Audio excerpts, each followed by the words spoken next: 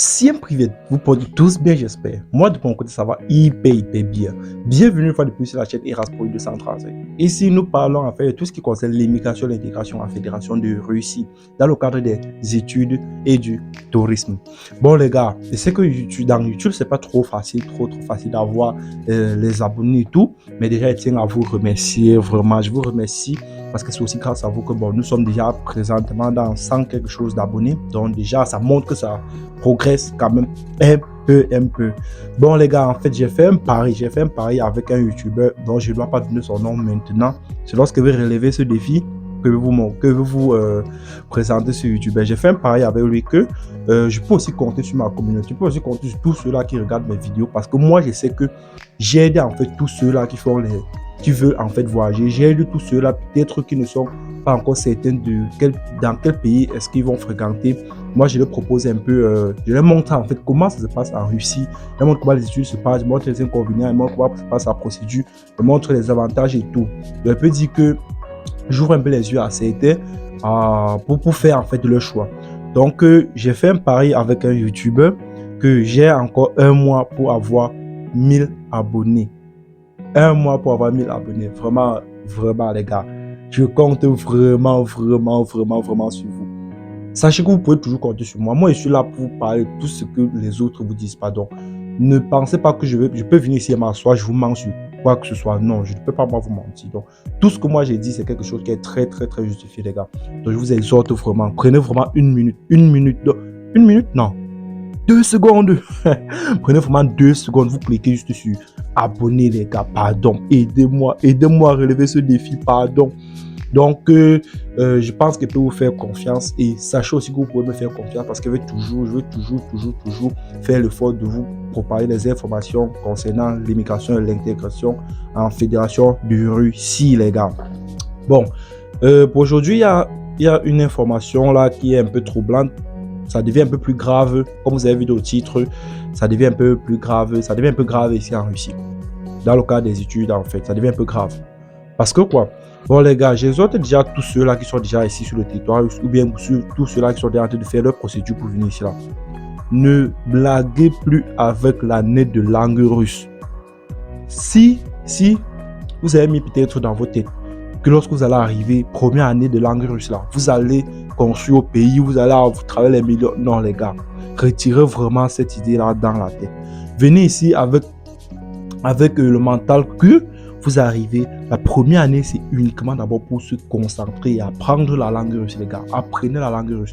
Bon, en fait, pourquoi j'ai dit que ça devient grave? Parce qu'il y a une information qui m'est parvenue, c'était avant-hier, un de mes amis qui m'a appelé pour me dire carrément que on les a donné le Spravka. Donc, on a donné le Spravka en fin d'année de langue russe. Et lorsqu'on les a donné le Spravka, on a dit qu'ils ont 3 jours pour quitter le territoire russe. 3 jours pour quitter le territoire russe. Qu'est-ce qu'on appelle dans le Spravka? Le Spravka ici, en fait, c'est un peu comme un diplôme qui montre, c'est même pas comme un diplôme, c'est juste un papier, en fait, qui montre que oui, tu as fait l'année de langue, mais tu n'as pas le niveau pour aller en première année, ou bien tu n'as pas encore le niveau de la langue.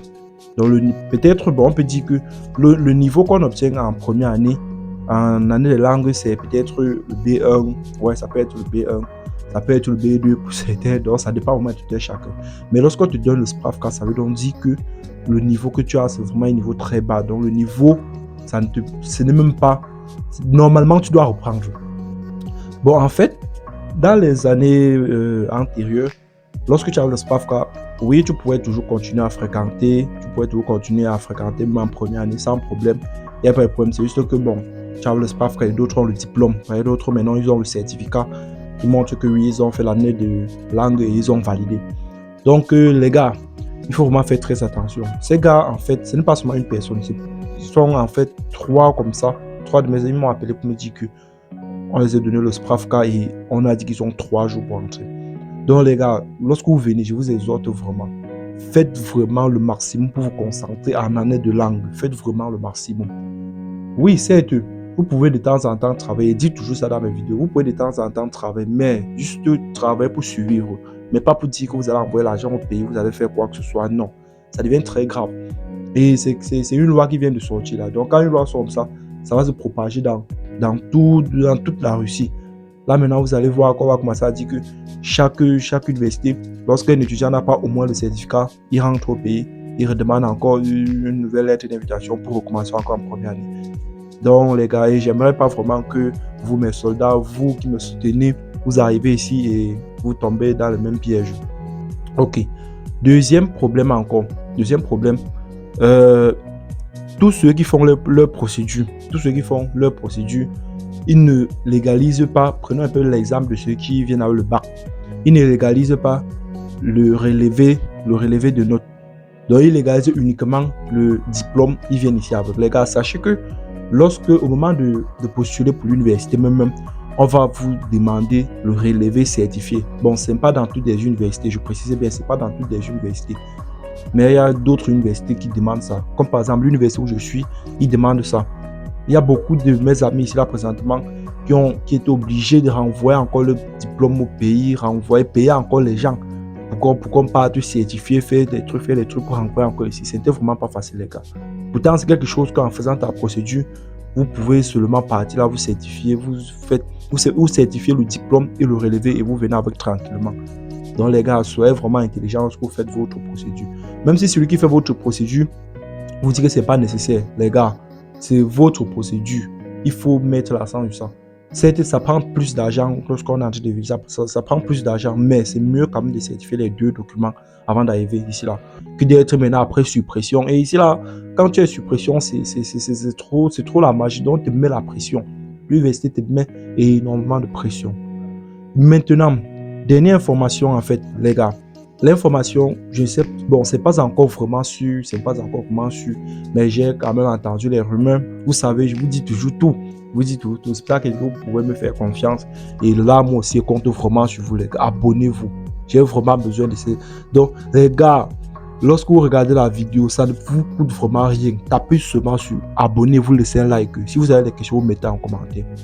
Donc, il faut vraiment que je relève ce défi. Un mois, j'ai 1000 abonnés, les gars. Les gars, je vous fais confiance. Ok, dernière information, c'est que dernièrement aussi, j'ai entendu certaines rumeurs qui disaient que après l'année de pas de fac, c'est-à-dire que lorsque tu finis l'année de pas de fac, même si tu as composé pour l'université, même si tu as eu ton certificat, les vacances là, vous allez les faire dans votre pays. Donc dès que les vacances finissent, mais pour ceux-ci là, c'est pas genre on vous chasse pour... Non. Donc ceci, c'est juste question que vous partez chez vous faire les vacances avant de revenir après. Donc vous partez, vous faites des vacances après, vous partez à l'ambassade, là vous collez encore un visa parce que vous avez déjà postulé à l'université et l'université vous attend déjà. Donc vous partez seulement là, on vous remet votre visa, vous revenez. Donc ceci, c'est différent de ceux qui ont le SPAF qu'on a dit qui rentrent. J'espère que vous comprenez bien. Donc l'information n'est pas encore vraiment sûre, les gars. Abonnez-vous, il faut liker pour avoir la suite des informations. Présentement, c'est encore une rumeur. Donc lorsque je veux bien creuser, parce que voir vraiment le fond de ça, je vais venir vous passer l'information. Mes lampadaires, comme Fingontra l'a dit souvent, mes lampadaires. Donc les gars, je pense que c'est tout ce que j'avais à dire pour aujourd'hui. Et je vous exhorte encore vraiment, s'il vous plaît, abonnez-vous s'il vous plaît. Aidez-moi à relever ce défi. J'ai envie de montrer aux gars que grâce à mes contenus que j'ai fait ici, je peux aussi avoir 1000 abonnés, même en un mois.